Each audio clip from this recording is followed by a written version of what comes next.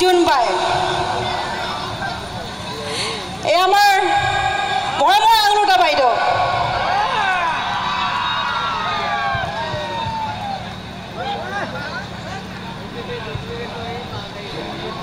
বাইদেউ আমি সকলোৱে আপোনাক স্বাগতম জনাইছে এখন মঞ্চত সঁচাকৈ আকাশৰ চন্দ্ৰমা নহয়নে বাৰু বাইদেউ কি খবৰ আপোনাৰ মস্ত ভাল বিহু কেনেকুৱা গ'ল মস্ত ভাল বাইদেউৰ চব মস্ত ভাল মই আজিৰ এই বিহু অনুষ্ঠানটিত এই সাংস্কৃতিক সন্ধিয়াৰ এই শুভ সময়খিনিত উপস্থিত থকা আমাৰ এই অঞ্চলৰ সমূহ সন্মানীয় জ্যেষ্ঠসকল আই মাতৃসকল যুৱক বন্ধু ভাইটি ভণ্টি সকলোকে ৰঙালী বিহুৰ বহু বহু ওলগ জনাইছোঁ নমস্কাৰ ৰাইজসকল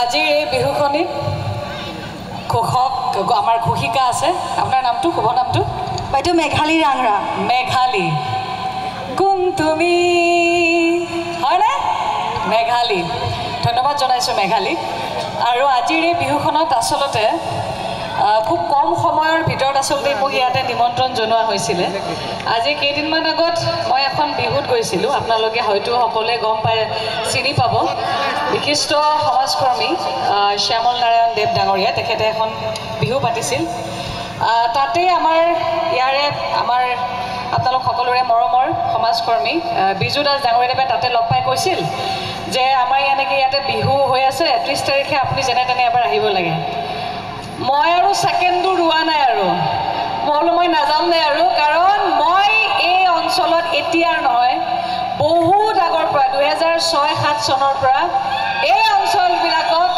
মই বহুত থিয়েটাৰ কৰি গৈছোঁ গোটেই মোৰ নিজৰ মানুহ ইয়াত আছে গতিকে নেযাওঁ না শব্দটো মই ক'ব নোৱাৰিলোঁ গতিকে মই বিজুদা আৰু শ্যামলদা আপোনালোকৰ কাৰণে আহিছোঁ আৰু এই গোটেই ৰাইজৰ কাৰণে আহিছোঁ আৰু মোৰ সঁচাকৈ ভাল লাগিছে মই ইয়াত সোমায়ে ইমান সংখ্যক ৰাইজ একগোট খাই আছে ইয়াতে আৰু কেতিয়াবা কি হয় ভবাতকৈ বেছি যেতিয়া দেখা যায় ভবাতকৈ মনটো বেছি ভাল লাগে গতিকে যাওঁ মই ইয়াত আহিছোঁ মোৰ মনটো ভাল লাগিছে মই 2-3টামান বিষয়ৰ ওপৰত কৈ দিম গতিকে প্ৰথমতে সকলোকে অসমীয়া নৱবৰ্ষৰ ওলগ জনাইছোঁ আৰু অসমীয়া বৰ্ষটি আমাৰ সকলোৰে মনত বহুত সপোন আৰু আশা লৈ আমি আগবাঢ়ি যাওঁ গতিকে এই আশাবোৰ নেদেখাজনে আমাৰ সকলোৰে পূৰণ কৰক আৰু মানুহৰ জীৱনটো বহুত বেছি মূল্যৱান গতিকে আমাৰ প্ৰতিটো পৰিয়ালত সদায় সুখৰ বাৰ্তাসমূহ ঘৰলৈ আহক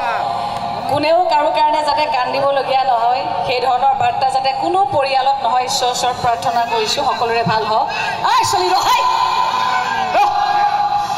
গতিকে আমাৰ ঘৰৰ চলি একো নহয় গতিকে সকলোৰে ভাল হওক মংগল হওক আৰু দ্বিতীয়তে আমি বিহুখন আমি অনুষ্ঠিত কৰোঁ হয় আমি অনুষ্ঠিত কৰোঁ যে আমাৰ সমাজখনৰ ইয়াতে বসবাস কৰা প্ৰতি ঘৰ মানুহ জাতি জনগোষ্ঠী সকলো এক কৰি ৰখাৰ কাৰণে অতীজৰে পৰা আমি বিহুবিলাক অনুষ্ঠিত কৰি আহিছোঁ আৰু এই বিহুখনৰ উদযাপন সমিতিক মই অশেষ কৃতজ্ঞতা আৰু ধন্যবাদ জ্ঞাপন কৰিছোঁ যিসকলে বহুত ত্যাগৰ বিনিময়ত এই বিহুখন ইমান বছৰৰ পৰা ইমান সময়লৈকে আজিৰ সময়খিনি পোৱাইছেহি কাৰণ আমি দুটা শব্দ খুব ভালকৈ ব্যৱহাৰ কৰোঁ এটা হৈছে আদৰ্শ আৰু এটা হৈছে ত্যাগ এই দুয়োটা শব্দ ক'বলৈ বহুত বেছি সহজ কিন্তু এই দুয়োটা শব্দই তাক বাস্তৱ ৰূপত পালন কৰিবলৈ বহুত বেছি টান ত্যাগ এই ত্যাগ শব্দটোৱে আমাৰ ইয়াতে অসংখ্য আমি মানুহ আছোঁ তাৰ ভিতৰত এজনেহে চিঞৰিছে বাকীসকলে চিঞৰা নাই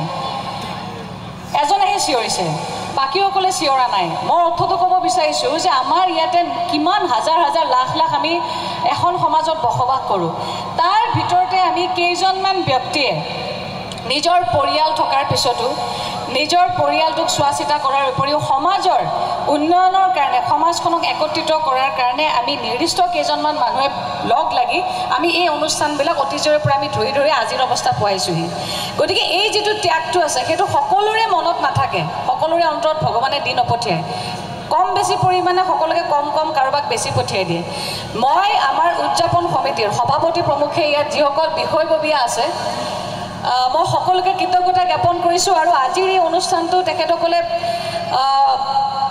যি ধৰণে আজিৰ পৰ্যায়টো পাইছে আপোনালোক সকলোৱে এটা হাত চাপৰি দিয়ক যাতে এই উদযাপন সমিতি এই বিষয়ববীয়াসকলে যাতে তেওঁলোকে আনন্দ পায় কাৰণ আমি সকলোৰে আমাৰ পৰিয়াল থাকে কিন্তু নিৰ্দিষ্ট কেইগৰাকীমান ব্যক্তি যিসকলে নিজৰ ঘৰৰ সময়খিনি দিয়াৰ উপৰঞ্চি তেখেতসকলে ইয়াত সময় দিয়ে আজি আপোনালোকৰ এনেকুৱা এটা অনুষ্ঠান আয়োজন কৰি আপোনালোকক সুখৰ মুহূৰ্ত কিছুমান আপোনালোক সকলোকে দিছে গতিকে আদৰ্শ শব্দটোৰ এটাই মই উদাহৰণ দিছোঁ বিভিন্ন সময়ত আমি বিহু মঞ্চবিলাকত দেখিবলৈ পাইছোঁৱেই আমি বিহু মঞ্চবিলাকতে হওক বা অন্যান্য আমাৰ মঞ্চবিলাকত প্ৰায়ে কোৱা হয় যে বিহুৰ সময়ত হওক বা অন্যান্য সময়তে হওক আমাৰ মদ ভাংবিলাক খাব নালাগে কিন্তু যেতিয়া বিহুৰ মঞ্চৰ পৰা এজন বিহু কমিটিৰ কোনোবা এজনে যেতিয়া আমাক সকলোকে ৰাইজক দুআষাৰ ক'বলৈ গৈ পেলাই কয় যে আমি আদৰ্শবিলাক পালন কৰিব লাগিব আমি মদ ভাং খাব নালাগিব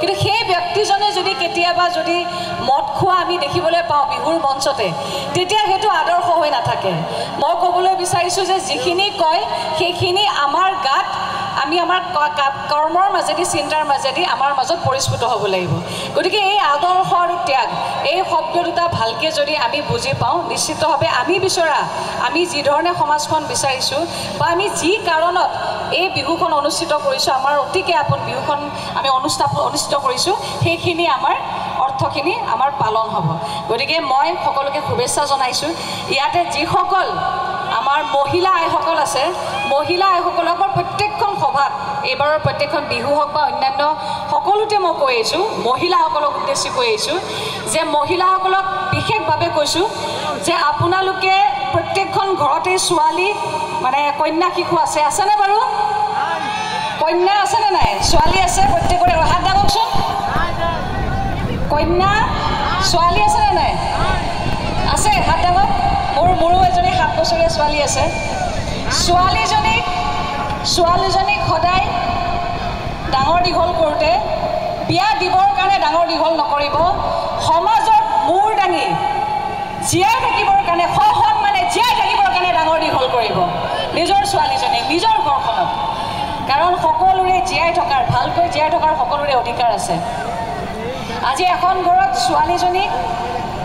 ছোৱালীজনীক যিধৰণে আমি সংস্কাৰ দি আহিছোঁ বা যিধৰণে আমি তেওঁলোকক ডাঙৰ দীঘল কৰোঁ ল'ৰাজনকো সমানেই আমি সেই ধৰণৰ সংস্কাৰ দি ডাঙৰ দীঘল কৰিব লাগিব আজি ছোৱালীজনীক সন্ধিয়া টাইমতে 6টা বাজিলে আমি দেউতাক হওক মাকে হওক আমিও শুনিছিলোঁ যে ছোৱালীজনীক সন্ধিয়া 6টা বজাৰ পিছত ওলাব দিব নালাগে কি দিনকাল বেয়াৰ অৰ্থটো কি কিয় ছোৱালী এজনী 12টা বজাত ওলাব নোৱাৰে কিয় ছোৱালীজনী 9টা বজাত ওলাব নোৱাৰে তাৰ কাৰণটো কি বাহিৰত এনেকুৱা আছে বস্তু যাৰ কাৰণে ছোৱালী মানুহ 5টা বজাৰ পৰা ৰাতি আমি কোনো ধৰণৰ বিপদত পৰিলে ওলাব নোৱাৰোঁ সেইখিনি আমি উপলব্ধি কৰিব লাগিব আৰু সেইখিনি উপলব্ধি কৰি প্ৰত্যেকখন ঘৰত যিসকল ল'ৰা সন্তান আছে এই যেনেকৈ চিঞৰি আছে ল'ৰা সন্তান য'ত আছে তেওঁলোককো আমি সেইখিনি সংস্কাৰ দিব লাগিব যাৰ ঘৰত মহিলা আই আছে সেয়া মাতৃয়ে হওক ভনীয়েকে হওক কন্যা সন্তানে হওক পুৰুষজনে যাতে খুব সন্মানে তেওঁলোকক যাতে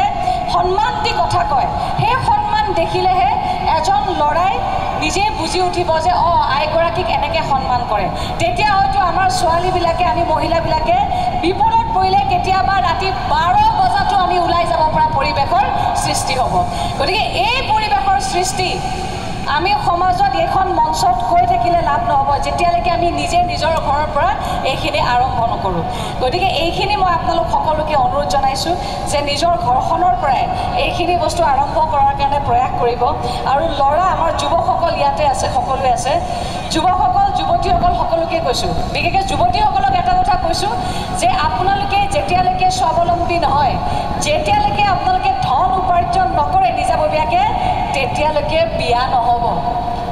বুজি পাইছেনে কি কৈছোঁ? প্ৰথমতে নিজক নিজে নিজৰ ভৰিত থিয় হওক। কপালত কাৰোবাৰ ভাল আছে যদিও ভালেই হ'ল, কিন্তু অন্ততঃ নিজৰ যেতিয়ালৈকে আপোনাৰ স্বাৱলম্বী হ'ব, তেতিয়া আপোনাৰ সিদ্ধান্ত আপোনাৰ হাতত থাকিব। আৰু সকলো যুৱকসকলক কৈছোঁ, এইখিনি সময়ত যুৱকসকলে চিঞৰিবও লাগিব, ফূৰ্তিও কৰিব লাগিব, কিন্তু সমান্তৰালভাৱে আজি হয়তো তেখেতসকল জ্যেষ্ঠ হৈছে, কিন্তু যিসকলে যুৱক থাকোঁতে এই অনুষ্ঠানবিলাক ধৰি ৰাখিছিল, সেইখিনিও আমি মানসিকতা আমাৰ মাজত গঢ়ি তুলিব লাগিব। কাৰণ আমি যুৱ প্ৰজন্ম, আমিয়ে আগবঢ়াই নিব লাগিব এইবিলাক। গতিকে মোৰ ফালৰ পৰা এইখিনি আপোনালোক প্ৰত্যেকে এইখিনি থাকিল বিষয়, আপোনালোক সকলোৱে ভাবি চিন্তি চাব। গতিকে সকলোকে মই বিহুৰ শুভেচ্ছা জ্ঞাপন কৰিছোঁ। আৰু আমাৰ এই অঞ্চলবিলাকত মই জানোৱে যে সোমায়ে গম পাওঁ যে খুব ফূৰ্তিত থকা, হাঁহি থকা একোখন সমাজ। আৰু হাঁহিব নজনা মানুহে হাঁহি শিকিব লাগে। হাঁহিব নজনা মানুহবিলাকৰ পেটটো পচা বুলি কয়, যে হাঁহিব নোৱাৰে। গতিকে সকলোৱে আজিৰ দিনত যদি আমি চাওঁ, এটাই পৃথিৱীত বস্তু আছে যিটো বস্তুৰ কোনেও কাকো 1 টকাও দিব নালাগে, সেইটো হৈছে হাঁহি। গতিকে হাঁহিবলৈ শিকক, ইজনে সিজনক হওক। কাৰণ আজিৰ সমাজখনত সকলোৱে নিজৰ নিজৰ স্বাৰ্থৰ কাৰণে জীয়াই আছে, যিমানেই যি নকওঁ। তাৰ মাজত আমি এইখন সমাজতে এটা পৰিয়ালতে আমি সকলোৱে হাঁহি ফূৰ্তি কৰি থাকিব লাগিব। গতিকে সকলোৱে হাঁহি ফূৰ্তি কৰি আমি পাৰ কৰিব লাগিব। কাৰ জীৱনত কি ঘটে কেতিয়াও গম নাপাওঁ। গতিকে আমাৰ আজিৰ এই অনুষ্ঠানটি বছৰ বছৰ আমাৰ অনুষ্ঠিত হৈ থাকিব, কিন্তু সমান্তৰালভাৱে আমি আমাৰ সপোনত দেখা এই সমাজখন যিটো লক্ষ্যৰে আমি আগবাঢ়িছোঁ, এইখিনি যাতে আমাৰ পূৰণ হয়, সেইখিনি আশালৈ আমি সকলোৱে আগবাঢ়ি যাম। সকলোকে পুনৰ বহুত বহুত শুভেচ্ছা দিছোঁ। আৰু যিহেতুকে বিহু, এই কোনোবা এটাই চিঞৰি আছে গান গাব লাগে, মই বাপা গায়িকা নহয় বাচাহাত। গতিকে মই একদম সঁচাকৈ কৈছোঁ, মই সেইদিনাখন কৈ পঠিয়াইছিলোঁ বিজুদাক, মই বোলো মই এইবাৰ 2-3খনমান বিহুত, আমাৰ আপোনালোকে জানেই যে পেহেলগামত কাশ্মীৰত এটা বৰ ডাঙৰ দুৰ্ঘটনা ঘটি গৈছিল। সেই সময়ছোৱাতে মই তাত আমাৰ শ্যামলদাহঁতৰ বিহুখনত আহিছিলোঁ। গতিকে তাত মই যদিও বিহুৰ বতৰ, বিহুৰ সময় আছিলে, মই নাচিব নোৱাৰিলোঁ। গতিকে মই মানে জোৰ জবৰদস্তি হ'লেও বিহু নাচিলোঁ। কি কয়? গতিকে মানে এইটো নাচিব নজনা মানুহেও নাচিব লাগে বিহুৰ টাইমত।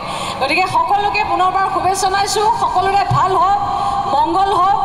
যিসকল আমাৰ মহিলাৰ মানে ঘৰত স্বামীসকলক এৰি থৈ আহিছে, মই খবৰ লোৱা বুলি ক'ব।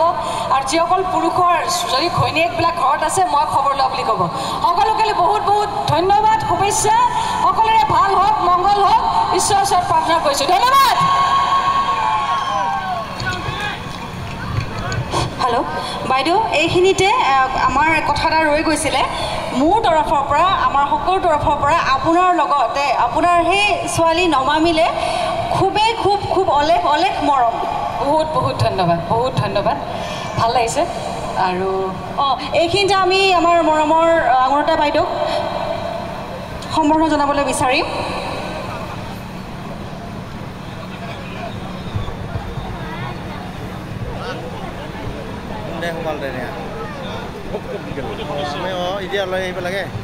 আমি আমাৰ এই বিহু সমিতিৰ সমস্যা এগৰাকীক মঞ্চত মাতিব বিচাৰিছোঁ। দেখা আপোনালোক আগে আহিলে বঢ়িয়া আছে, ইমান টাইম ভিডিঅ' কৰিলোঁ। আচলখিনিয়ে নাই। এওঁ চান্সতে ফটোটো উঠি লৈছে, ৰ'ব অলপমান পাৰা। তাইৰ কপাল ভাল, একে মঞ্চত লাইটত ফটো উঠা বেছিহে। এওঁৰো কপাল ভাল। ভৰিত নচবা দেই।